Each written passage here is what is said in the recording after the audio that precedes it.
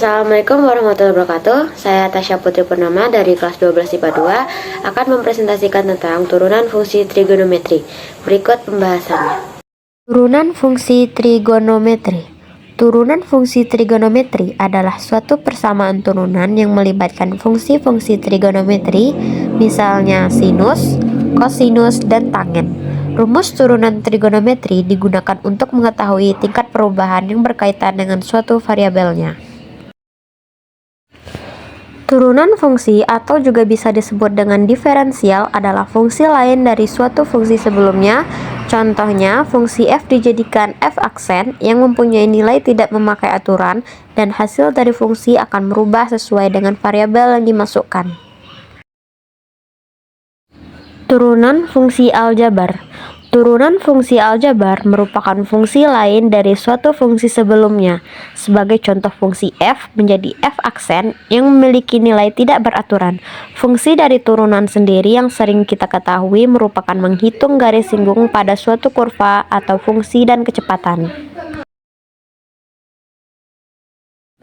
Sebelum mempelajari turunan fungsi trigonometri, kita harus paham dulu masalah turunan fungsi aljabar. Untuk menyatakan turunan dari fungsi y sama dengan fx dapat menggunakan salah satu notasi atau lambang berikut.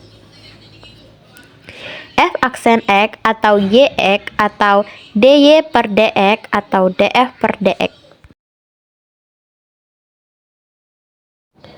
Bentuk-bentuk turunan fungsi khusus. 1. Turunan dari fx sama dengan x pangkat n dengan n bilangan bulat positif.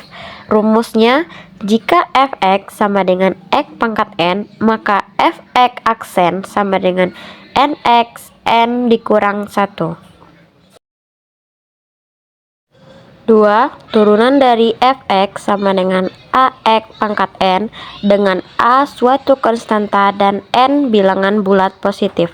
Rumusnya, jika fx sama dengan ax pangkat n, maka fx aksen sama dengan n kali ax pangkat n dikurang 1. Kita masuk ke contoh soal. 1. Fx sama dengan x pangkat 7.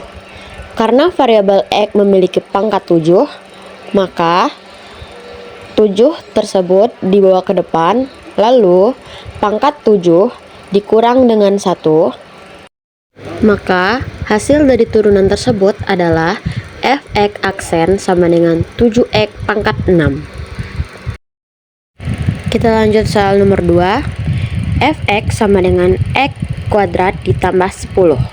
Maka fx aksennya adalah 2x pangkat 2 kurang 1 ditambah 0. Mengapa 0? Karena nilai 10 tidak memiliki variabel x. Jadi hasilnya adalah fx aksen sama dengan 2x pangkat 1. Karena pangkat 1 hanya ditulis 2x saja.